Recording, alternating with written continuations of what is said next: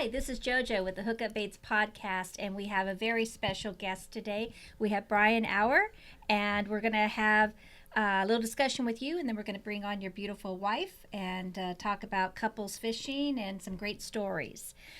So why don't we start with tell the listeners where you grew up. I grew up in Mission Viejo, California.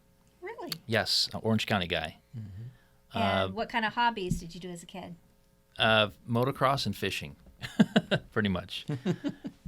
Motocross and fishing. Really? Yeah. And who brought you into fishing? My dad gets credit for teaching me how to fish, but he just got me started, and then I really taught him how to fish after that. Yeah. So I you know how that works. I right? had the same thing with my dad. Exactly. Yeah. Yeah. Well, I recently saw a little filming that you did with your dad on a bicycle, and you could not keep up with him. I couldn't. How not, old I is couldn't. your dad? I mean, he was going. He turns 80 in December. Wow. He's a rock star. It's pretty amazing. Yeah. Yeah, So. I mean, you were trying to film, and he's just blazing the trail there. Yeah. Wow. Wow. Yeah. Exactly. So tell us a little bit about your family. Very tight. My sisters got married and moved to Northern California. They don't do they're not really into fishing. Mm-hmm. I am the only one at this point in my family that's into fishing. It's kind of funny how common that is with Yeah. a lot of people we have on here. Yeah, so, and they all know I'm a freak about fishing. So, whenever I see my mom, my sisters are like, hey, how's the fishing been? How's fishing going? They know that's something they can talk to me about because I like to talk about fishing. But, very, very close family, just not in the area of fishing. Mm-hmm. So, But you and your dad fished when you were growing up. yeah, we did. I mean, he took me to Big Bear. He taught me how to trout. We usually fish with, always rent a boat and go trout fishing, things like that. Salmon eggs and, power bait, that kind of thing. Mm-hmm. But we weren't really serious about it. But as I got older and I moved to Canyon Lake, Riverside County, I started really kind of diving or drilling down on, what baits to use, what kind of presentation based on what you're targeting. And I got really, really good at it. So I began to sort of teach my dad some of those things that I was learning. And so we would go fishing at that point together, and I would teach him how to fish. So,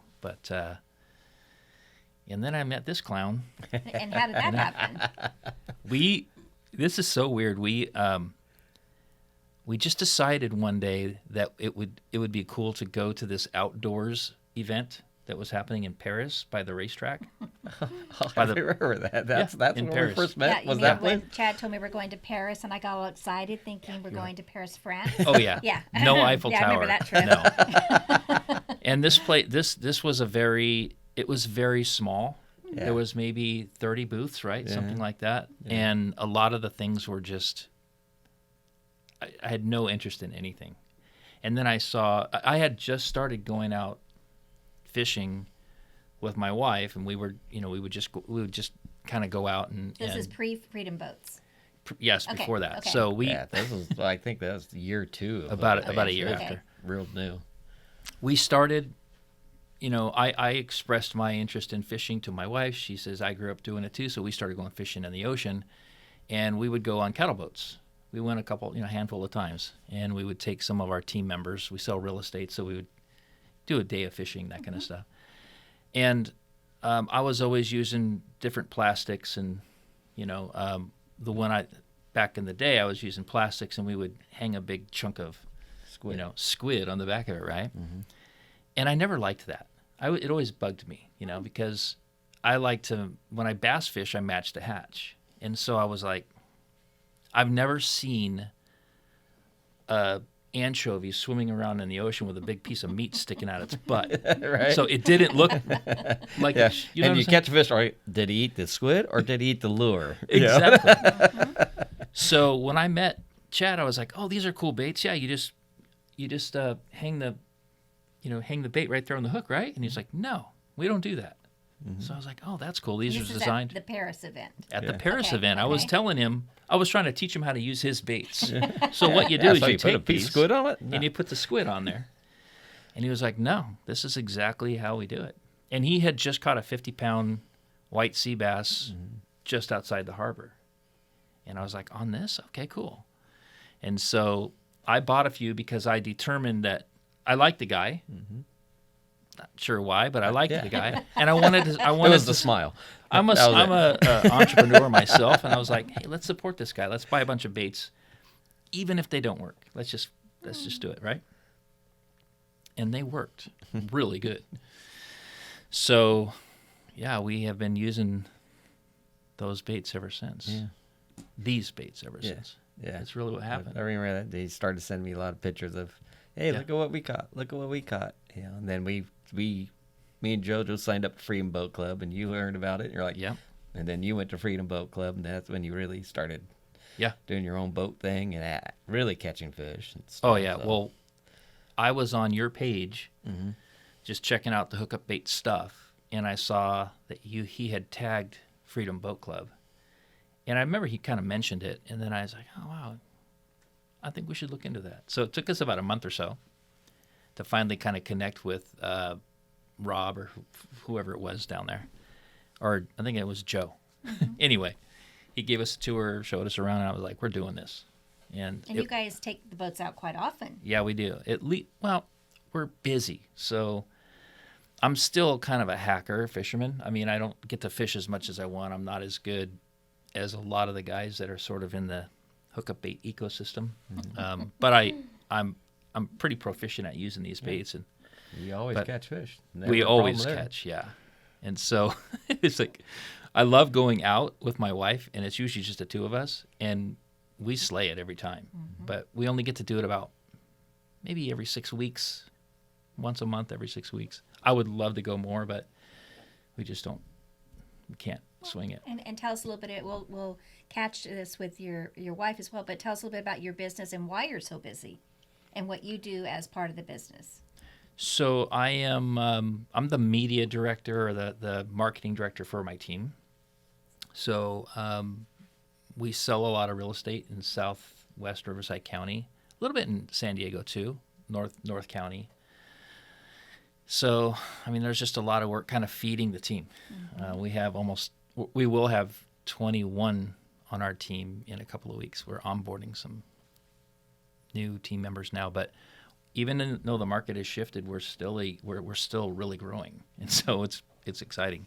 But as the media director, I do a lot of filming for the team, and I do a lot of social media, and just I try to keep our team in the top of mind, so that when people are ready to buy or sell, they think about our team. Well, the filming of the homes is amazing. Yeah, thank you. It's as good as any over the top thing I've seen. Yeah. And that's the thing with Brian. It's anything he films is done so well. You have such a talent for filming and editing, making it look like just as professional as anything out there. Thank you. It's fun. Most recently, I think I watched it literally 3 times. You and your wife riding your electric bikes around Diamond Valley, I think it was, and your voice and your wife laughing, and I mean just and the scenery. I thought, I've never been there, but it looks amazing. It's pretty cool, to go. huh? Yeah. What happened is I started buying a lot of expensive gear because I just felt like I needed good gear if I was going to level up in my videography for the real estate stuff. And I still have that gear and I still use it often. But because iPhones have really come a long way, I'm now doing a lot of filming on my iPhone. Really? And it works just as good. Yeah, and I'm taking advantage of certain apps that you can use to shoot raw and have more to play with editing. So in post-production, you can make the video look absolutely incredible. And it's very difficult to tell unless you have a really trained eye and you can really sense depth of field and things like that, that I'm using my iPhone a lot of times. Now, I don't do that in the real estate videos. I just don't, because we use sliders and gimbals and all kinds of stuff. But when I'm shooting something that's kind of vloggy, it's still, the quality's insane. But it's my iPhone. I did not know that. It's I my would iPhone. Would not have guessed. I know, right? So 'Cause I was like, how is he holding the camera and riding the bike and doing all like this? Wow. Electric bike, yeah. And then getting all those weird angles Yeah, and stuff. yeah. It's just like, I know what I like to see when I'm watching a video. I like to see a lot of clips. If I'm going to watch a 1 minute video that someone put together, it better have almost 60 clips, because we don't have a very good attention span anymore, right? So And it's getting less and less every year, right? that's right. So you have to capture someone's attention in the first 6 seconds, and then you have to that content has to be riveting. And so it's impossible to be riveting if it's just if I'm just saying, "Hey guys, I want to show you this new house," and I'm holding up my iPhone and I'm just talking about the house, it's really boring. But if I open it up by showing all the cool eye candy of the home, and amazing. then I start to talk, and then I cut away from myself constantly and use a ton of B-roll, then I can produce a video that people will watch, and they'll want to be like, "Hey, let's go check out this house." Exactly. So- and that's what your videos do. Like that. Yeah. I don't care about buying a house, but I come across Wanna one of come your see it. videos, I'm like, wow, that house looks awesome. Exactly. I mean, so you do a great job with that. Thank you. And you have a YouTube page too, right? I do. I'm not a YouTuber, so I do have I think I have 300 subscribers. If you're listening, thank you very much.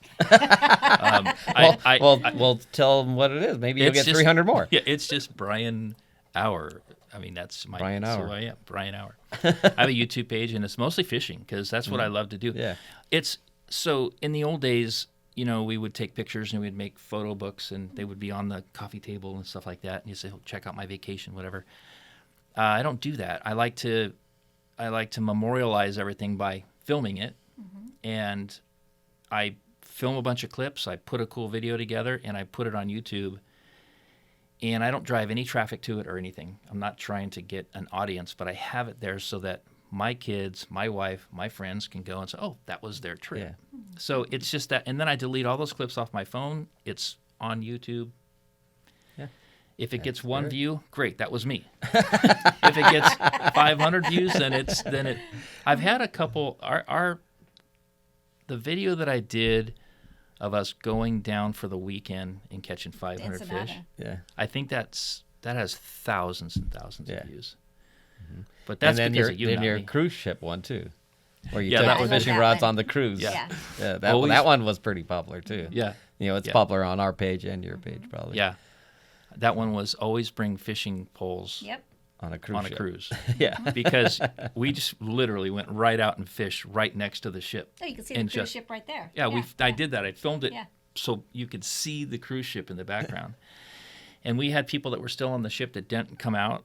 They just didn't do an excursion or anything, and they were watching us, and they were like screaming down to us, like, "Yeah!" because they just saw us every cast yanking in fish. And then security comes over, and he's got his hat on, and he looks really upset. He comes over and he's like, "What are you using for bait, man?" I showed him. I gave him a mint and chovy. Gave him some Love hookup that. baits. Love so that. yeah, I give away at least half the baits I buy. And that's right, babe? Oh, yeah. Yeah. So Well, that's We why love- we love you. you got to spread it. But it's not just because I love hookup baits. It's just spreading the love. When you that's the spreading thing the about stoke. fishing, when you're catching something and you're using if you're doing a technique, you want to tell people about it, right? Yeah, yeah. You don't want to just be that guy that catches all the fish and everyone wonders what the heck you're doing. Yeah. You want to be like, "Oh, try this," because it's more fun when everyone's catching fish. So I used to, when I was doing a lot of fishing up in the Sierras, I used to use all the different baits that everyone uses when they go trout fishing. This is years and years ago. And this guy was catching all the fish. I mean, he was limiting out every time. This is like Lake George. And we kept asking, "What are you doing? What are you using for bait?" And he wouldn't tell us. And I got so upset about that as a kid. But then we found out what he was using. Somebody told us he's using what they call a Sierra sandwich. You take a marshmallow and you run it up the line of a triple hook. Then you put on 3 salmon eggs, and then you slide that back down, and it floats. The marshmallow floats the salmon yeah. eggs. And so so Sierra sandwich was just basically, you take the marshmallow, you slide it through the hook up the line, couple salmon eggs, 3 salmon eggs, then slide it back and it floats. it floats the salmon eggs, and they called it a Sierra sandwich for some reason. Well, we told everyone about it, and then everyone was catching fish. And so I became like the superhero. But really, I had this, like, I just wanted to spread it. That's what you should do in fishing, right? And, but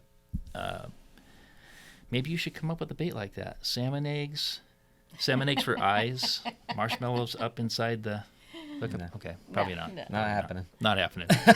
But now when I go trout fishing, I don't use anything but hookup baits. Yeah. And we crush it. It doesn't Yeah. matter where we are. It's incredible how they work.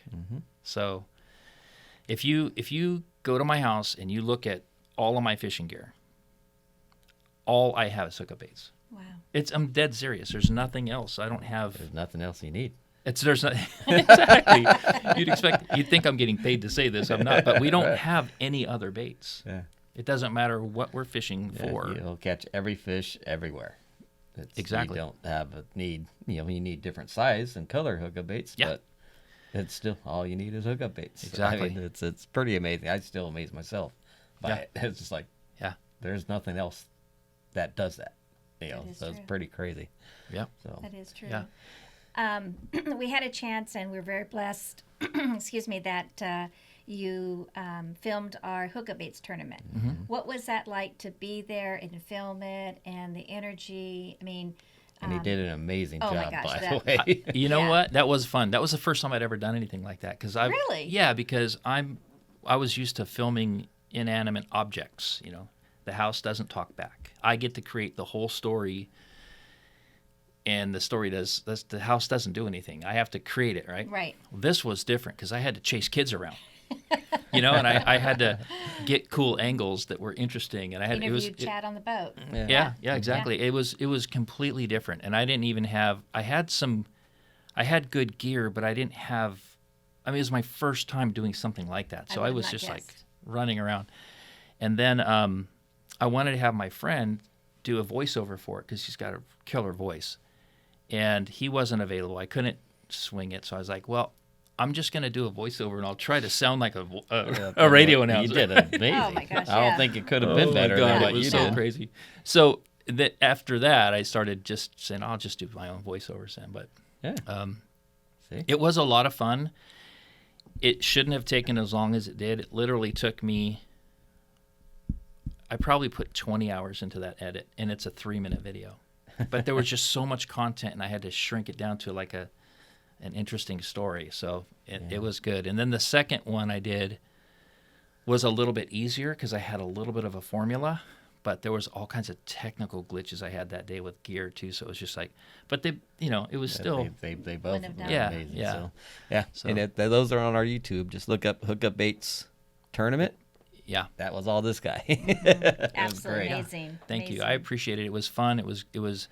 I did it because I believe in the product, and it's a creative outlet. I wish I had more time to do that kind of stuff, but with our team growing and everything, it's like I just don't That's have. a big team you have. It's a big team. Yeah, Wow. Yeah. Wow. Well, that just shows how successful you guys are. yeah. It's not because of me. It's because of the other half. It's a teamwork. Yeah. Yes.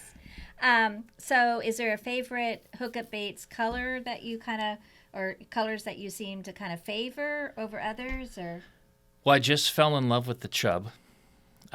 That one works really the good. chub gave you a chub, huh? Yeah, I can't believe how well it works.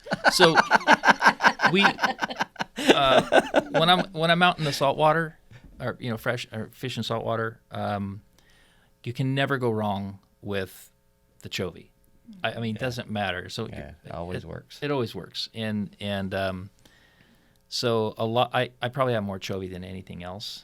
A close second to that probably would be the sardine. So yours is exactly like opposite of mine. Mine's Yeah. a sardine, then a chovy. Okay, yeah. Yeah. So. Well, So when you I'll guys teach you came, how I to gave do you it guys my Yeah. way. a couple of samples of the chub. So that's when I saw you guys. When we came in just to say hi because we were Yeah. going to go fishing, and so he wasn't going to let me leave here without some chubs. So I got a couple chubs, and we, oh my gosh, we crushed it in the bay with those. But normally we use the smaller ones because we bought a house in Lake Havasu, and so we're out there fishing quite a bit. We don't have a fishing boat; we have a ski boat. But I stand And I don't allow fishing on my ski boat because I'm super snobby that way. It's a ski, Oh, you're one of those guys. I huh? am. It's a ski nautique. It's a very nice ski boat, but I can stand on the swim platform because that's kind of outside Yeah, the boat. you're technically not in the boat. I'm not in the boat, yeah. And so we stand on that thing and we fish off it, and it's perfect because you're right at the water level, and it's easy to just skip under stuff, and it's really cool. But for the first time, we used the chub out in Lake Havasu, and we caught so many fish. I was posting them left and right. We caught striper. We caught a bunch of these really large sunfish that they have out there. Did you know they have that weird sunfish out there? I don't know if they're anywhere else. They look like bluegill. They look exactly like bluegill, but they're like 3 to 5, 6 pounds. They're massive. They're not bluegill, but they look like it. It's some kind of sunfish. I forgot what it is. But we were catching those. We were catching all kinds of largemouth bass, smallmouth bass, Yeah, you caught some stripers. beautiful smallmouths. Oh, that smallmouth is a monster, right? Yeah. it's Normally, I beautiful, hold too. the fish way out in front so it looks bigger. that one you didn't have to. I'm holding this small. I'm holding this smallie like this, and it's just, God, it had to have been like 6 or 7 pounds. Yeah. Is a really nice one. And so I'm posting on this page out in Lake Havasu called Havasu Now. That's what it is, right? Havasu Now. Yeah. And the locals are seeing it. They're seeing this guy out there posting all these pictures of the fish that he's catching all day long. Well, the next day I went to the local fishing shop because I needed to get some braid. And while I was in there, this guy walks in and says, "Hey, there's this guy using hookup baits. Do you have any?" And the guy, he said, I don't even know what a hookup bait is. I don't know what hookup baits are. And so he said, well, there's this guy, and he's flipping through, and he's showing these pictures. I'm in the store. And you're in the store. I'm yeah, in yeah, the yeah, store. Yeah. And he's going through, and he's going, look at this. This guy's catching, like, on hookup baits, because I hashtag hookup baits so that I end up on your page, right? Mm-hmm. And not even kidding, this guy's like, I need some hookup baits. So I go over to him, and I said, hey, that really good-looking guy and that's me. And he's looking, he goes, holy shit! He was completely stunned that it was me. And I didn't have any fishing gear with him, or I would have just given him a bunch of baits. But I did tell you need to call that place. Make another note of that. The place is called Bass Master, I think. It's in Lake Havasu. And they need hookup baits. They need hookup baits because they because work. of your handiwork out there. We were crushing it. I mean, it was awesome. The guy was blown away that I was catching largemouth bass, smallmouth bass, and stripers All on the same lure. day. Yeah, and the same lure. And the same lure. Yeah. Yeah. And what worked really good out there was, I believe they're the 3/8. 3/8. I think it was the bigger. a little bit bigger. Okay. And then we were using smaller ones too. Yeah, the quarters. The quarters. And eighths. Yeah. Yep. That's what most people use. I couldn't out get there. the 1/8 out. I probably need a different setup to Yeah. fish with the 8 Yeah. ounce. But the quarters and the 3/8, especially with fishing a little deeper. Yeah. My gosh, we're just fishing all the shelves. I know where the fish should be hanging out. Yeah. We don't have a fish finder on the nautique. So But it's kind of a guess. It's It kind of looks a guess. about right I there. can see the shelf. I can see that drop off. Why not? Let's just Yeah. see what happens. And we got hit every time, so that was just a lot of fun. That's awesome. Yeah. Wow. Is there a place that's on your bucket list that you guys want to go fish? Yes, I want to go trout fishing. Where Pyramid. you go somewhere in. Pyramid. Yeah. I got to go there. Yeah. I would love to go there because It's- I love trout. I It's love rough. I mean, it's. Is I it? mean, I make it a little like you just go catch 10-pounders and 12-pounders at will. I mean, you got to fish. Yeah. it's Yeah. not a slam dunk. What but- state is and that? it's usually cold. Nevada. It's up by Reno. Oh, it's in Nevada. That's right. It's by Reno. Yeah, So, I would and love it's to go there. cold and it's Okay, well, if not it's cold. comfortable. Well, But we go to when they Cabo. bite, you catch some really nice fish. I yeah. have a Cabo story for you guys. Oh, well, hold that Okay. thought. Yeah. We're going to take just a quick break, Mm-hmm. and we'll be right back with Brian. Mm-hmm.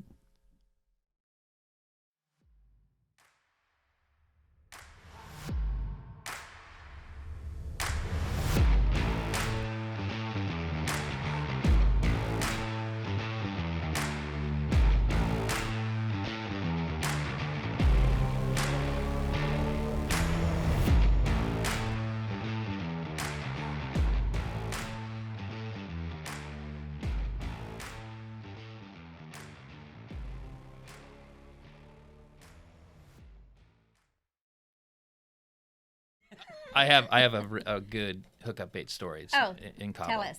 So this is the first time I'd ever gone to Cabo with hookup baits, and we go to Cabo every year because you're always going to catch, right? Mm-hmm. And we were just trolling, and I brought some nice. I bring my own gear down there just because it's just fun to use spinning gear. A lot of times those guys have the big clunky cranking, and old pens and stuff. Yeah, and I understand the importance of that when you're bringing in a 300-pound marlin. I get that.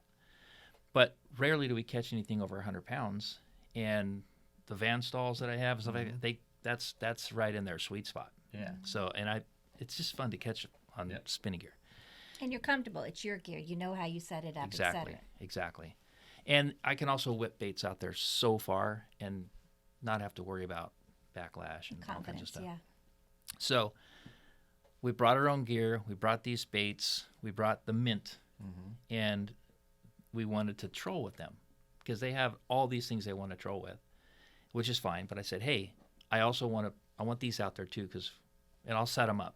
So I set them up, and we didn't catch anything on their stuff. We only caught fish on the hookup baits trolling.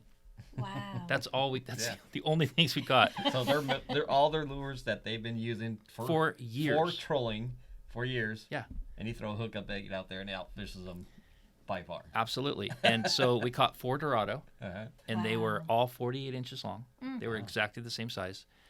And it was all I brought was the 1 inch, not the 1 inch, excuse me, the 1 ounce. Yeah. I didn't have any of the 1.5 ounces. I just had the 1 ouncers. 1.5 ounce would have been better. Would even trolled better. Yeah. And so I did have to tell them, once we caught 2, I knew we were fishing a little fast for him. Mm-hmm. So I asked him to slow down, and he did. So we did. I had to tell the captain, which they don't like to be told what to do. I said, look, these are the ones that are catching fish. Can you just slow it down just a teeny bit? And he's like, okay, no problem. So we did slow it down. I think we were probably trolling at 5 miles an hour, something like that. Yeah. And just so they wouldn't pop out of the water, Mm-hmm. And we got 4 beautiful Dorado. And so, of course, I left him like 10 baits. I don't know if they use them.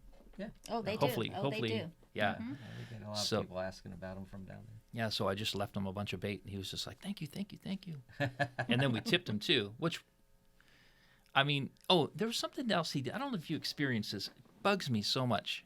I actually had to tell him to pull the boat into neutral. They don't like to stop the boat for some reason. I know. I was like, I don't know what that is about. I hooked up, and I'm looking back, and I'm like, hooked up. Stop the and boat. He's like, yeah, go ahead. And I'm like, no, I'm hooked up. And so I kind of got in his face a little bit, and I said, look, we're using my gear, my lures. We're only catching I'm using my money to pay you. We're only catching on my stuff. I need you to pull it into neutral. Yeah. And so he did. So for one fish was miserable. The second fish, I was just like, come on. And the other 2, he pulled it into neutral. It was so fun fighting. What they do that for is like, and everybody I talked to is like, I had to reel the fish in while the boat was going. I'm like, and if a fish is so much more enjoyable. Oh my gosh. To fight from a stopped boat. For sure. And I could see the water so clear there in Cabo. I could see 30 feet away that fish was just breached, right? He was just sideways. Mm-hmm. And I couldn't even move him because we're going. Just using the current of the boat moving. Exactly. So I think they might do that to wear you out. So I feel like you caught a lot of fish. Maybe, or maybe they want you to feel like it's a bigger fight. Maybe, I don't understand the whole concept of it. Yeah, so I don't speak Spanish, so I can't understand. But if they told me the concept, yeah. But anyway, so we ended up on good terms at the end, especially when I gave him baits but then there was this huge. So we left we were going to go fishing 2 days, so we left all of our fish there we had them all cleaned, and we left them in the coolers, not in the coolers but in the freezer there at the place where we rented the boat, where the captain is. It was Red Rum is the company. And then there was a huge storm that came in, and they closed the marina, so we couldn't go fishing our second day, so we had to leave our fish there. So we called her up, the gal that was booking everything, and said, hey, can you just give it away to someone that really needs it? She goes, oh, yeah, we'll give it to the schools. Anytime this happens, it goes right to the that's school. great. So we're like, okay, cool. So we had all the enjoyment of catching it, and it went to a good cause. So There you go. Yeah. That's one. But you did get your rod and reels. Oh, we got our gear Okay, back. whew, I'm not okay. leaving that there. Yeah. So, A van stall Yeah. down there wouldn't last too long. no. Wow. No, Wow. yeah. One thing about you, Brian, that we've noticed is you always have such a positive attitude, and you're always smiling and going. What do you contribute that to? If there's anything good about me, it's God. It's totally my relationship with God. I have to give him the credit because I know how I used to be without Christ in my life, and I know how I am now. So thank you for saying that, by the way. That's very sweet of you. It's very, very true. And It's totally, it's a God thing. And because there's a big difference between happiness and joy. Mm-hmm. I'm not happy all the time. Just ask my wife, ask my friends around me. Happiness can kind of come and go depending on little circumstances, but that undertone joy that's there that you just really can't explain, that's God in my life. And it's funny you'd say that because as I've gotten older, I have figured out the difference Yeah. between happiness and joy. Oh, absolutely. And Yeah. Yeah, you're always happy when around us because we're talking about fishing. That's or right. fishing, so. How can you not be happy here? Yeah, but thank you. Who would you say is your hero? I got to give it to my dad. Very My cool. dad's an amazing guy. My dad introduced me to God. I know it sounds kind of weird. You think just being raised in a family, but we were raised in I was raised in a Catholic home, very religious, no relationship at all with God. And my dad met somebody that explained to him the difference between going to church and being religious and actually having a relationship with God, through Jesus. And I was like, okay. So my dad explained that to us kids, and we're all like, oh yeah, we're in, and because I knew we didn't have to go to the Catholic Church anymore if we did that, right? So at that time, I was just stoked. We got to go to like a Calvary Chapel in Costa Mesa, which is more Bible study and kids youth programs and stuff like that. So I was all stoked and about that. music and fun. Great Yeah. music and all that. Yeah. But as I got older, I realized the gravity of that and how important that is, But my dad's always been such a good example and still is to this day. He's an incredible man. So we're going to do it up for him pretty big for his 80th. Well, So- you took him out for another birthday on the Freedom Boat with Hookup Baits, and that must have been a great experience to kind of give back to Dad of him Oh, yeah. teaching you, getting you into fishing. Yep. We've taken him out a couple times. My mom just kind of goes along with it. She gets really seasick, and she's not into fishing at all. But I made her drop a hookup bait in, and it starts taking off, and I made her reel it in and like get it over the night. You got to catch a fish once in your life. You man. got to catch a fish, and you're doing it today. And so we forced my mom to do it, and she actually had a good time. Yeah, Well, good. So, that's yeah.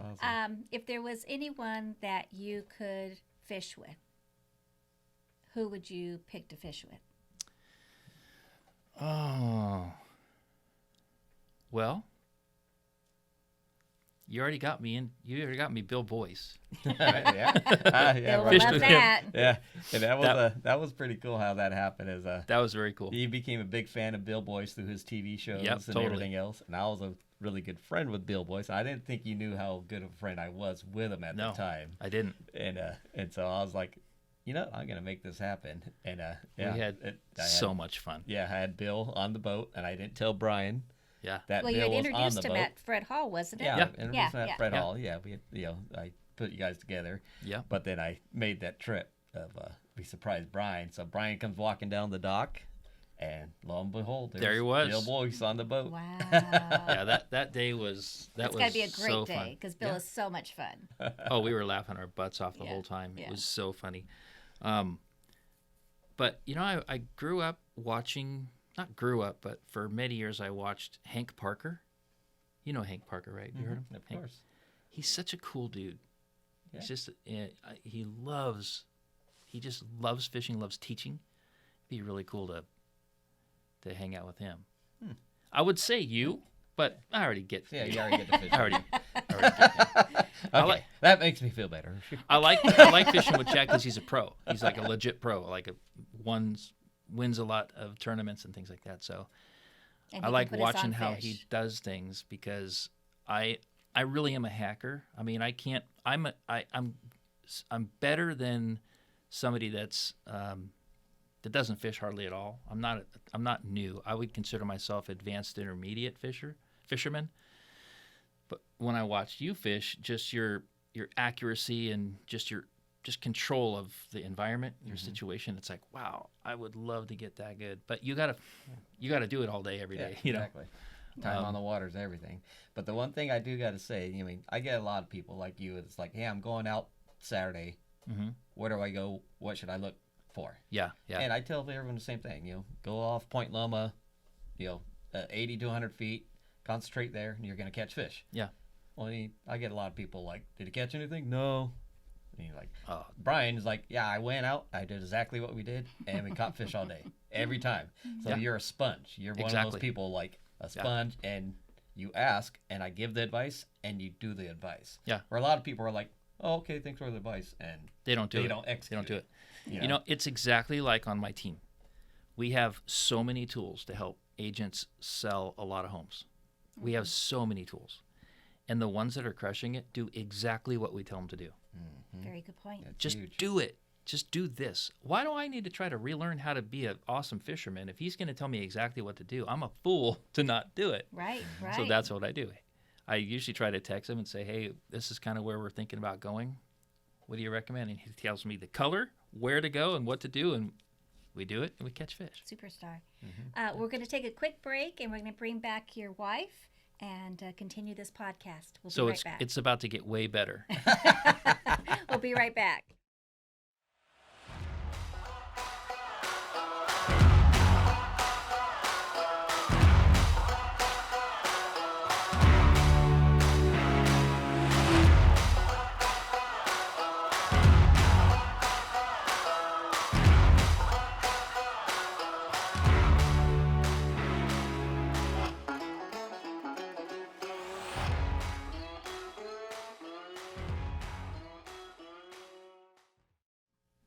Hi, this is Jojo with the Hookup Baits podcast, and we are back with Byran and Lori Anne.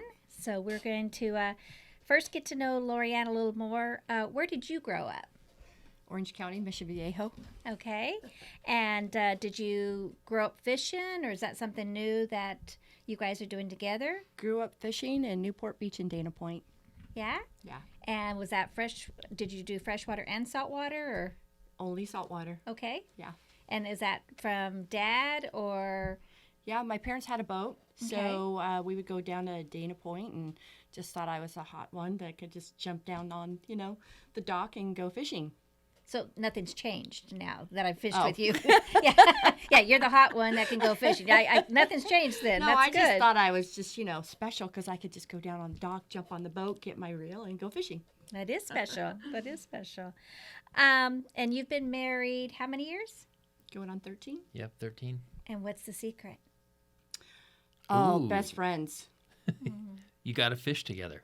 Oh, there you go. Yes. I mean, we work together, we're best friends, and we raise our kids together, and our parents live with us, and so I don't know. It's just good. Yeah. Best friends. And couples who are married not often work together. Right. So Yeah. that's a whole different dynamic. How do you guys handle that and separate work from personal time? Because, we haven't quite achieved that completely yet. Yeah. So what's the secret to that? We haven't found it yet. Okay, Lorianne, that's not what I was looking for. Sorry. Wait a second. No, we do. We stay in our own lanes at work, Yeah. and when we come home, we kind of have the same routine. We stay in our own lanes, or he has things that he does at home. I have things that I have at home, and everything else is we pay everybody else to do that, so we can have downtime. Yeah. Yeah. That's a great idea. Well, so we sell real estate, and we love what we do. And when you really love what you do, it's more kind of like a lifestyle. That's Real right. estate is a lifestyle. So Lori Anne is right. We haven't found that balance of shutting off when you're home, but you never shut off when you're in real estate. So it works because we can be on vacation and we're kind of talking about real estate because it's a lifestyle. It's not this thing you clock in and clock out of. So Well, you have your own business. So, I mean, you're responsible Right. for a huge team. Absolutely. Right, for sure. And- And you have to, I think, just to say in real estate, if you're going to be successful at it, you need a partner that understands and appreciates the amount of time and hours and effort that it takes to take care of your team, or most importantly for me is take care of the client. It's what the client needs, when they need it, the time they need it, not around our schedule. Yeah. Yeah. And that tributes to how successful you guys have been. Yeah. So And obviously, you both fished before marriage. And then what was the first fishing experience together as a couple? Where did we do that? I have no idea. That's a Where did great we do question, that? Jojo. I don't know. Can you think of it? I mean, both of you had fishing experiences. Yeah, So yeah. there's got to be a point where both you came together and Lori Anne's like, I got this. Or you said, I got this. And do you remember that time? Was it one of the Cabo trips, maybe, or Oh, we went straight down to the beach yeah? in Canyon Lake. We fished Canyon Taught Lake. the girls how to fish in Canyon Lake. Well, actually, the first time you and I probably fished together is stream fishing. Markleyville? No. No? Okay. Well, we'll move on to best Yes. fishing experience together. How's that? Oh, I know we they're all enjoyed good. Having you guys when we went to Mexico. That was an amazing That- trip. But That was amazing. That probably is it. When, I have when my else top have we two. gone So and the caught stream that fishing, much because fish? I never knew how to stream fish, and here comes this rock star that just comes in and slaying, and everybody say, "What are you doing? How are you doing this?" And I'm like, "Babe, teach me how to do that." And I just never knew how to do it, and it was a blast. But our trip with you guys Yeah, that was fun. that's a bucket list time, but I mean, come on. a little rough going down. The weather That, was that not, was rough. That not we good. Yeah. we laughed. We laughed. You guys were great sports. And then we got rescued. We got Yes. rescued by the big boat. Yes. I was starting to get seasick, which I usually don't, but I was It starting to was really very get rough. seasick. It Yeah, was so- very It was rough. very And that was a Yeah. long haul, yeah. but we did it. But I think some of our Cabo trips that we've taken have been where we have a lot of fun together because we go to Cabo That's to go our fishing. honeymoon. Real big fishing was honeymoon, Hawaii. You got up Yeah. every morning and fished. That's true. When we on our honeymoon, we went to where did we stay? Wailea. The Grand Wailea. You've been there, right? Love that place. Feels weird to walk through a place like that with a fishing pole, but we did. This is before we met Hookup Baits. That's right. Yeah. So we went. I recognized immediately that where we were staying had some really good structure, and I knew. I mean, it had a nice drop off, and I was like, "Oh, there's some good fishing here. I know there is." So we went down to CVS and bought a fishing pole. Didn't know they carried rods. They do there, and they had a little fishing section, so we went there and bought just a little 8-foot rod and reel, just combo junk, $39, horrible. And that was the last time we ever did that because we bring our own stuff. Now we do, yeah. Yeah. And so, and I knew shrimp would work good, so we went to the grocery store, got a bunch of shrimp, and I was just fly lining shrimp out there, and no weight, no nothing, because this, the frozen shrimp's Right. heavy right. enough, so I was just whipping it way out there, and we were catching tons of fish. It was great. Sun's not even rising on your honeymoon, and we're grabbing our stuff, walking down the beach with our coffee. Priorities. That's right. That's right. And then we have a great story, Lori Anne, if you could kind of walk us through when you caught your yellowtail with us, because that was just amazing. Well, you and I were just chit-chatting on the side of the boat, and I was giving you stories of, I think, my kids, and all of a sudden I got hit really hard, and I don't remember that much. I mean, I was sore. I was going to bring that thing in all you by were amazing. myself. You did great. With Chad helped me back down on it, and that was a definitely dream. Like, never thought I could catch anything like that. It That was beautiful. huge. Huge. Exactly 30 pounds. Yeah. Yep. That was beautiful. Yeah. Yep. And I Yeah. remember you laughing and so exciting. And then I was shaking. Yeah. When we brought it up, I mean, I think I was shaking for 35 minutes, if well, not more. it was a haul to get it in. It Yeah. was not just an easy one. He Right. he definitely made you fight for it. Right. I was filming the whole thing. I knew I was going to put a segment together of her catching it. And she's like, babe, I can't do this anymore. I'm like, we're about to see color, right? You can do this. You've got this. And so, of course, I edited that part out. But, yeah, she crushed it. Absolutely did. And I had just tied on a new leader. And I was concerned that it wasn't going to hold because I just tied a double uni. I didn't do an FG. And Chad's like, oh, you got to do an FG knot. It's way better. They hold better. But we were all fishing and catching, and so I was just like, she had just broken off. So I just switched over to a double uni, 20-pound test. It wasn't 25 because we had 25 on the boat, but I did 20. Right. So 30-pound braid, a double uni, which is not the best knot, on 20-pound test, and she got a 30-pound. A fish that's 30 pounds that can pull twice its weight. I mean, I know that thing took at least a couple 60-pounder runs, Oh, absolutely. And that thing and that reel was just singing. Wow. That was great. Wow. Maybe I could do that again. Yeah. Oh, for sure. Yeah. For sure. Now, you have some great rods and reels, and specifically, I'm sure over time you've kind of perfected. What is your go-to rod and reels that you guys like to use? Well, that's my area, right? Yeah, that's one of his lanes. So I love Phoenix rods because they're super, super light. So that means they're a little bit brittle. So I've never broken one fishing, but I mean, they break really easy if you drop them or slam them in a car door or anything like that. They're not very durable. So for that reason, I'm nervous about having so many of those. We probably have 20 rods. I'm not even joking. Wow. And they're all Phoenix. I like the black diamonds. They're very high end, but they're just super, super light. And then the Van Staal, we use Van Staals because it's easy to clean. The cleanup after is so easy. I mean, those things are absolutely watertight.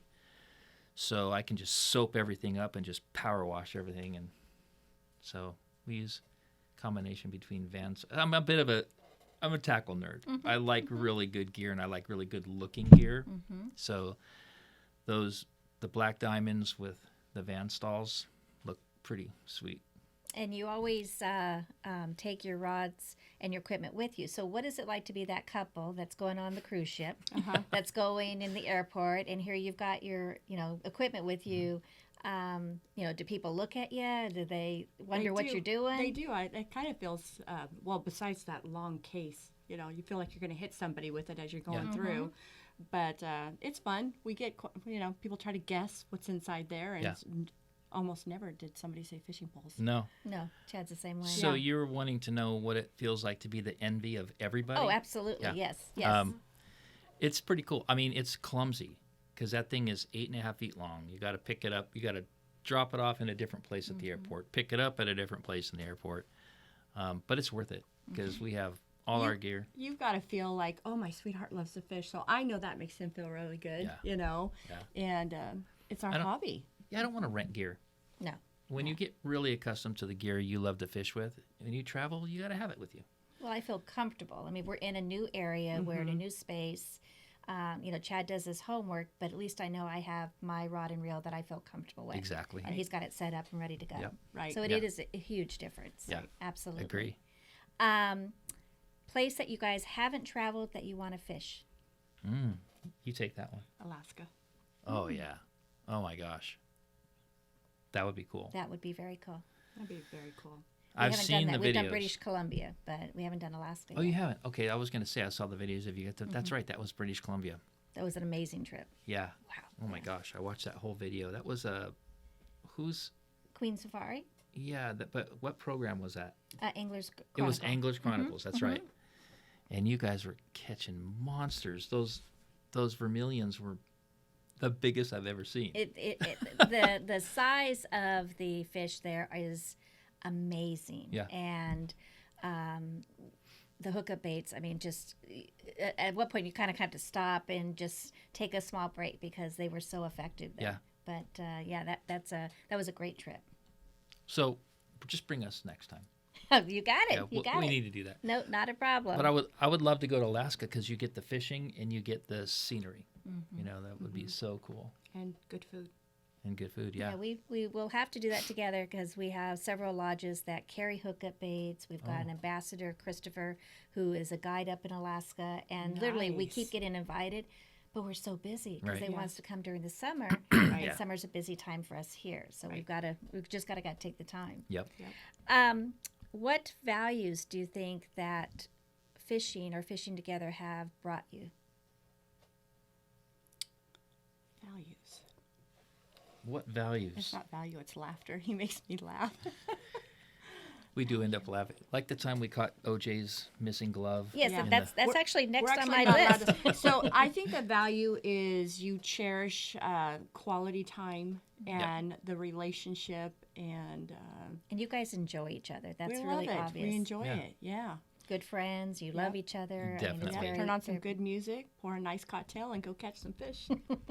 Well, it offers everything because when it's no secret that I enjoy fine cigars. We can be out fishing and I'm having a nice cigar. We're fishing. We're on the water, which I love. We're catching fish. It's just You're together. we're together. There's it scratches so many itches, you know. And then But I also can take phone calls on the water. yeah, she's I closed. close deals on the water catching a All fish. the I've time. got a fish, I'm reeling it in, and I'm closing the deal. No, it's true. She'll negotiate Oh, I believe all that. kinds of stuff while we're on the water. I believe so that. She'll be on the phone and her rod's just going crazy. I'll grab it. I'll just kind of work it until she's done. Here That's you go. teamwork. That's right.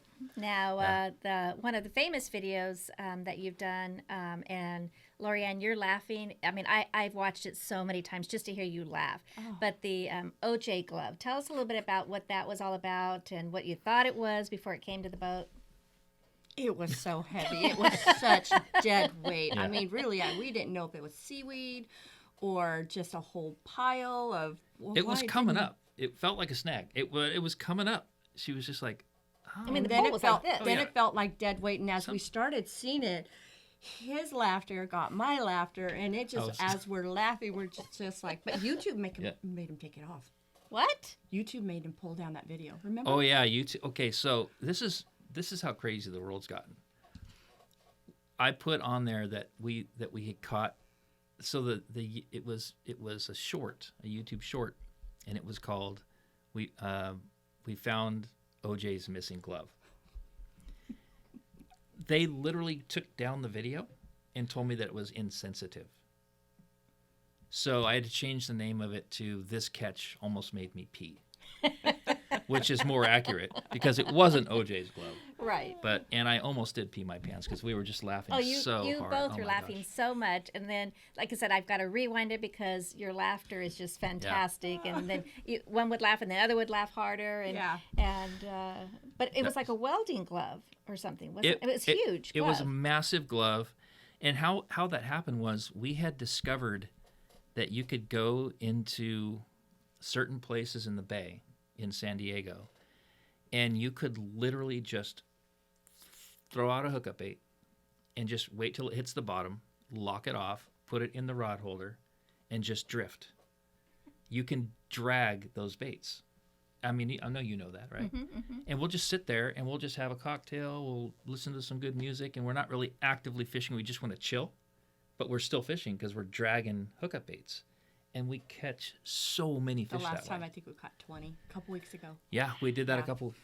the day we came here. Yeah, We yeah. caught at least 20 fish, and we were dragging the whole time. And that was like you were leaving in the afternoon. That was like a half Yeah. day. Oh, Wow. yeah, half oh, yeah. day. Wow. We were out there for about 2.5 hours. We caught easily 20 fish, easily in the bay, and a lot of them are spotted bay bass. We catch and release everything. And but that one day we happened to be dragging, and all of a sudden her rod's just bent over, and she's like, "Oh my gosh!" And that was the same day we dragged into that huge.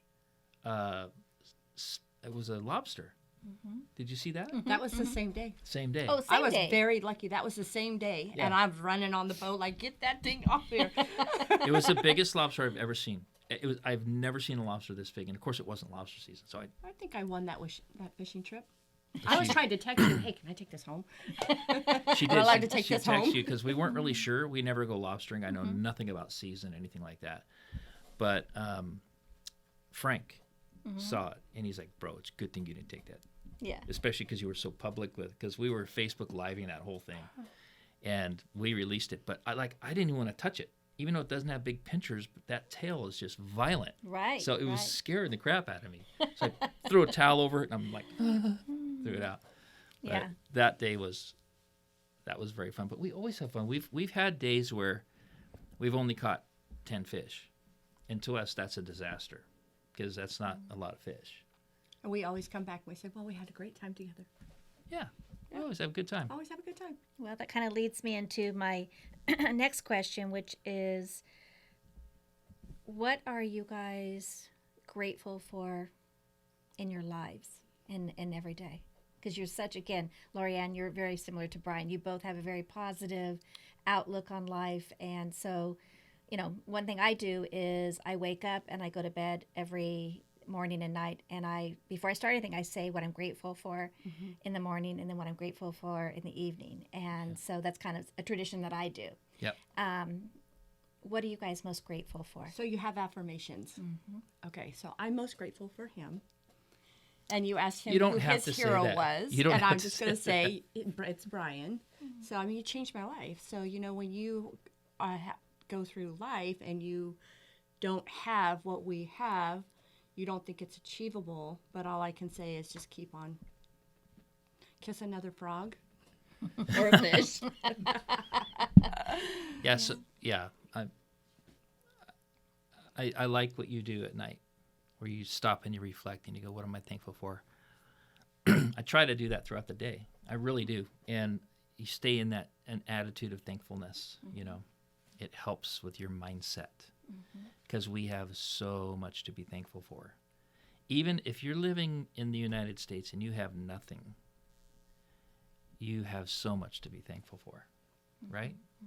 So I just view myself as I'm a child of God. I have nothing to not be excited about.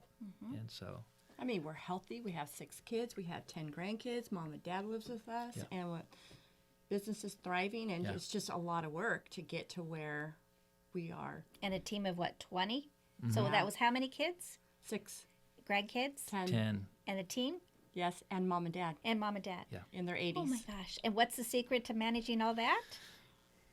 That's a lot. Boundaries. Yeah. We both have lanes. I love that. Yeah. Well- That way we don't cross over each other and there's no argument. Because he's in his lane and sometimes I weave over and our assistant says, stay in your own lane. It's like, okay. I like You that. tell. Here, you tell. You me. have to. You have to. It really works. And sometimes if there's so much in my lane that I'm stuck, then I'll say, hey, can you help me with this? It's clear that it's my responsibility, but can you help me with it? Vice versa. You know, like that one time you made me do laundry. Oh, I made you. Just kidding. I'll add that to the. That was a dig. Yeah. We asked Brian, but who is your hero, Lori Anne? I kind of merged that into what I'm most grateful for. It's truly Brian. I can't be your hero. Why? I'm going to let you down. Oh, I don't think so. Oh, geez. I don't think so. I think your hero. You can't Yes, tell I me can. who my hero is. No, you can't. Well, it was your grandma.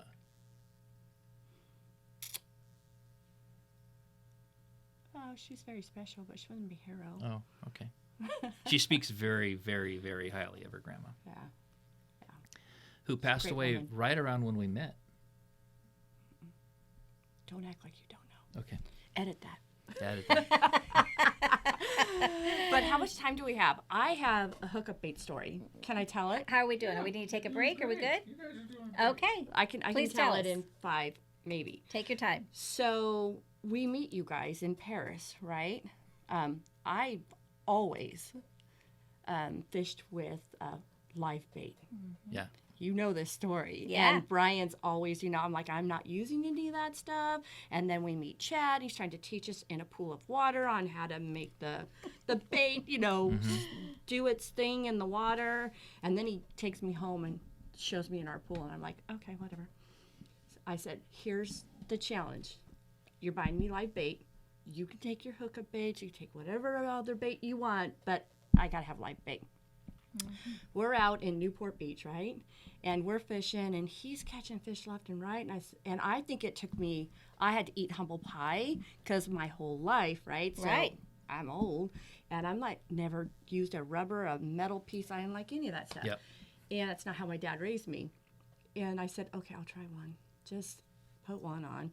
And I've never, ever went back because it works. And it's like magic. And truly is like magic. Yeah. And we share it, like all of our team members that fish, family that fish, people we run into. I'm like, you don't understand. You can believe Brian, but let me tell you my story. Right. And it's just been amazing.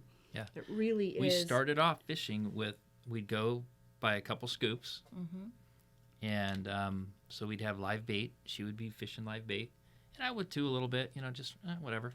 But the hookup baits, I knew it's like, as soon as we're done playing this silly game, we're going to be catching fish. So let's just get onto it. So No, I get that because similar to Lori Anne, we only fish live bait. We did, my grandparents had a home in San Felipe, or we come to San Diego. So that's all I knew. Yeah. And so as Chad designed the bait, and he said, now, you can't fish anything but hookup baits. And I was like, oh, you're cute, but, I don't think you understand. They've got to be really, really good if I'm going to give up live bait. Right. So similar to you, Lori Anne, I grew up only fishing live bait. My grandparents having a home in San Felipe, that's all we used. And so similar to you, it was kind of like as Chad was developing hookup baits, he kept saying, fish this. And okay, now it came to the point where this is all we're going to fish. And that was hard for me because that's all I knew. Right. And that's what I was comfortable with and confident with. And he was cute, but to give up live bait. he wasn't that cute. Yeah, that was a hard one. And it was only like a few months into our relationship. But I can honestly say I have caught more fish, more quality fish with hookup baits. And it's not because we own the company. Yeah. It is that effective of a bait. Yeah, you're I not know lying. it's pretty funny. I would tell him, I'm like, I'm not going to eat plastic, so why would I expect the fish to eat plastic? It's gotta have Makes sense. it's gotta have some live Yeah. bait there. It's gotta be But some when real the food. reaction is the same as a live fish, I mean, it's pretty powerful. The thing I Very like the most powerful. about it is I can take that bait that matches the hatch, and I can put it in the zone. I can get it into that zone and work that area, and then because I'm looking, I can tell what the structure is, so I know where I'm fishing, and I don't have to wait for a bait and hope that it kind of gets over and down in there. And it's like, no, it's not going to do that. It's going to get as far away because that little fish is smart. It stays away from those things that I want it to get into. So I just feel like I have so much more control Yeah. with That's a hookup good bait. point. Yeah. I think a lot of people that think about fishing that really don't know or appreciate fishing, they think it's extremely boring. You just sit there and do nothing. So you hear that time and time again, and there's been multiple times where we can't even sit down or put our pole down, or kind of like, whew, I'm a little tired here. But Usually, it's not boring if by we any want to means. chill and have a cocktail or grab a beer or something like that, you got to put the rod in the rod holder and just take a break because we are usually catching nonstop. It's not a joke. I believe you. Yeah, Absolutely. So if you want to rest, it's like, okay, well then reel them in. And sometimes just by putting your rod in the rod holder and you think you're taking a break, now you've got a fish on that. You do because the Absolutely. boat's moving and Yeah. your bait's just probably looking. I think sometimes when we start using these baits, we overfish them. The slogan is "Don't blink on the sink," which should tell everybody that it's going to do most of the real significant work for you while it's sinking. And that's what's happening. So we put them way out there and we just watch the line. You just watch the line. Right. And then when you know you're at bottom, usually you've already caught one by then because your line is screaming.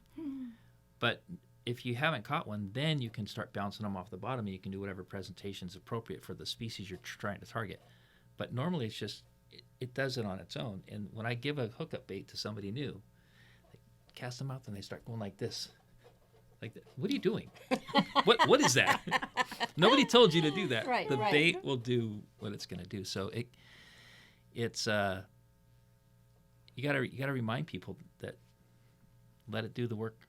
Yeah. You know? Good point. Yeah. Our Cabo trip, I learned a lot from you. You would cast, and then you would I feed the line. You feed the line, and you keep on feeding the line. I'm like, what ocean is she doing? She keep on feeding the line, Yep. and then when you thought you had a hit or a bite, then you would hold on to the line, and then you'd feed it some more. And I'd have to say that technique, I've caught a lot more fish yeah. by a little tease of a bite, and then I would reel in a little bit, and I'd tease it some more, and bam, Yep. you're hooked up. Yep. And I do that often, especially if I'm fishing the double rig. Yeah. And Chad gets so frustrated with me because I'll catch one fish, and then I want to let it out. He's like, "You have a fish." I'm like, "I know, but I want 2 fish." And so you tease the second one, Right. and Yeah. the second one's always the larger one. And so Okay. they bring in 2 fish. Yeah. And so he gets very Yep. frustrated going, "Okay, you have one." I'm like, "I Yeah. know. You're but so I- greedy. But I want 2. You're I greedy. want Yeah, 2. because I know the second one's larger. Exactly, Yeah. exactly. And- Now, both of you have seen Hookup Baits over the years. Yeah. Where do you see Hookup Baits in the next 1, 3, 5 years? Can I have a copy of your P&L? I can tell you. Tell me. I think it's going to grow because you're growing it organically. You're not putting a bunch of cheesy commercials out there and stuff like that to try to pump up something that might be a little too hard to believe. You have people like us that really believe in the bait. We're not getting paid for this. We're here because we believe in it. We use it. We have first-hand knowledge of how well it works. And so I think it's, I don't know what your growth curve looks like. You have to be able to track and measure and be on the inside to see that. It's pretty, yeah, we're rolling. Yeah, so I don't see it slowing down. I think it's just going to continue to take over. Don't you? Appreciate that. From a little booth in Paris to now we walk into, a Yeah. fishing store and it's there. It's at Tanner's. It's at the Bass Pro Shop. I Yep. mean, it's like, it wasn't in Lake Havasu though. No. Nope, that's but right. I have that written down. Write it down. Yes. I think I've they're never, between you and Chad, just knowing who you guys are and your integrity and your love and passion for fishing and for the product. I think there's no stopping you. yeah.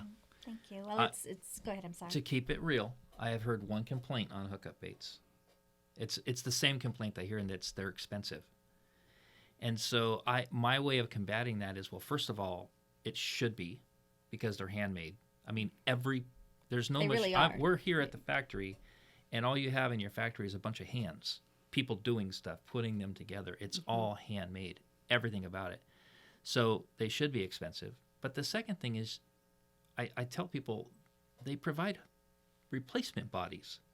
That was brilliant. So That was they're not brilliant. as expensive as you think. So maybe initially, $12 for 2 baits, right? But you can buy replacement bodies so inexpensive. You were excited. And he you was can a kid at milk- candy store going online ordering. Yeah, and if the eyes come off, then I just turn those into the red crab. So whatever. Smart. So it's very inexpensive when you look at how much gas costs to go out and you want to hustle all day to try to get a bunch of fish. You're saving money on gas because you're going to catch more fish. You're saving money because you don't have to buy. It's like $50 for a scoop, right? For a full. Oh, I'm told I've not had one. I think it's $50. And then come back with no fish. I know. I Yeah. mean, I would much rather. I think if you really do the numbers, it's way cheaper to fish with hookup baits, and I mean that's just my business hat. That's my business hat on. But even if it was more expensive, but it's not. But even if it was, I would still use them because I want to catch fish. But something that's true in our business, and it's true in my mom and dad's business. They had the largest beef jerky business out in just nationwide. And they stuck to the recipe. Costco asked them to dilute their recipe, and my mom said, absolutely not. I'm sticking to the integrity of the product. We stick to the integrity no matter what the real estate business is. If the houses are flying off the market, we still do media, we still do video, we never cut corners. So I could just encourage you guys to never cut corners. Yeah. Do the same thing. Yeah. I'm It sure works. someone will come along and say, I want to buy your company, and then we're going to, ship all of the production down to China, and we're going to have all these machines do it and all this stuff, and it's not going to be the same. Nope. No. And So- it's something that would be, I couldn't let our baby go and do No. that. Yeah. I No. just, It'd be detrimental. Yeah. Yeah. Yeah, for sure. Yeah, not an option. So obviously, and thank you for that, both of you. You both are very successful in your real estate. Where are you guys in the next 3 to 5 years? Because obviously you've got kids, grandkids, a huge team that's, I'm sure, going to grow even bigger. Take me 5 or 10 years from now. Where are you guys at? Are you on that deserted island together and everything's just working and Yes. and no phone and just fishing and enjoying each other with a cocktail? Where are you guys? I would love no phone. No phone Where would would be we nice. be got? In 5 years, I think we're still going to be doing what we're doing, Yeah. Okay. and we're just going to grow and thrive from that because it's just being blessed. Yeah. And in 10 years, we'll probably have a couple more short-term rentals and be doing a lot more fishing, go out on our boat. And You've already been to Alaska several times. Oh, by Oh then, yeah, yeah, by that yeah, time, yeah. yeah. Beautiful. Yeah, we'll have. Yeah. I'm sure we'll have a condo somewhere. Oh yeah, yeah. I think we both are kidding ourselves to think we're going to retire in the next 5 years, You're too because, or even in the next 10 years, because I'm 55 years old. So, in 10 years I'm going to be 65, and I'm still going to be a really good real estate professional. I don't know if I could ever stop doing what we're doing, because as I mentioned before, it's a lifestyle, something you love to do. It's fun. What am I going to do? I love fishing, but I'm not going to go fishing every single day. I mean, right? So, with regards to our future 5 to 10 years, I think in 10 years we will have such a well oiled machine, trained up, raised up, amazing agents that we trust that can sell and train and coach the way we have because they have believed it.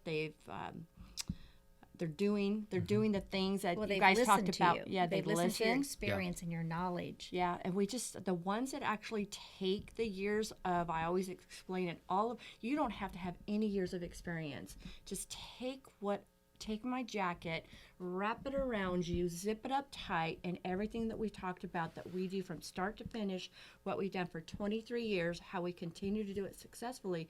If they do that, those will be the ones that we will be handing our business over in the future because we trust them. You know what I mean? That's why we're here today. I was telling you, we have 4 open houses going. We have 2 buyers that wanted to go see properties, and I'm in between our breaks, passing out these leads, and I want to be able to do that. I don't want to be working on a Sunday unless I absolutely had to. Yeah. More out of production. Right now we're still in production. We have a lot of past clients that just want us. And we're starting to condition even our past clients that we have a team. And so just getting to the point where we're not in production anymore. We're still very much working in or on the business, but not so much in it.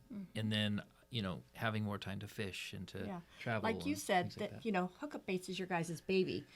My reputation and our reputation in this valley is my baby, and so I don't want anybody, ruining what we've built. So if we do trust somebody and bring them on to do things that we would have been doing, then our clients should feel that they're still getting that VIP service. Yeah. Absolutely. Well, I can't thank you enough for your friendship. Yep. You guys are great to fish with, and we're going to plan that Mexico and Alaska trip Would love it. because you guys are just way too fun. And I still have to catch a bigger fish than Lori Anne. But anyway, when we're fishing together, That's right. thank you so much for taking time. I know how busy you are. We pleasure. greatly appreciate you guys being here, and we'll look forward to another podcast with you guys in the future. Great. Thank you. Love it. So much. Thanks Thank for having you. us. Well, maybe they could add this in. We should give them an opportunity to plug their business and what their name is and what your contacts are and your socials. There you go, babe. Okay. Okay. So just to say, is there any final information you'd like to relay to? And then they'll any just do the. viewers? Okay. And they can say what all that is. Okay. Okay. Let's go ahead. You're still good. Well, oh, what do you want to say? You're gonna say we're gonna pass the mic to them and say, Oh, is there got it. any information they'd like to About their business. relay about their Got it. business or anything? Okay. And how can we contact you? Share your contact. Yeah. So Brian and Lori Anne, share your contact information and how would someone get a hold of you if they were looking for a house or wanting to sell their home? We're super easy to find. The toughest thing about finding us is knowing how to spell our last name. It sounds like hour, right? Like 60 minutes, but it's spelled A-U-E-R. So our team is called The Hour Team. And if you Google that, there's a ton of stuff out there. Oh, I know, because I have. Yeah, Great so pictures of you guys. we've got, Wow. Yeah, you can get, well, thank you. It's her, not me. No, it's both of We you. have you can get a hold of us through YouTube, through Facebook, through Instagram.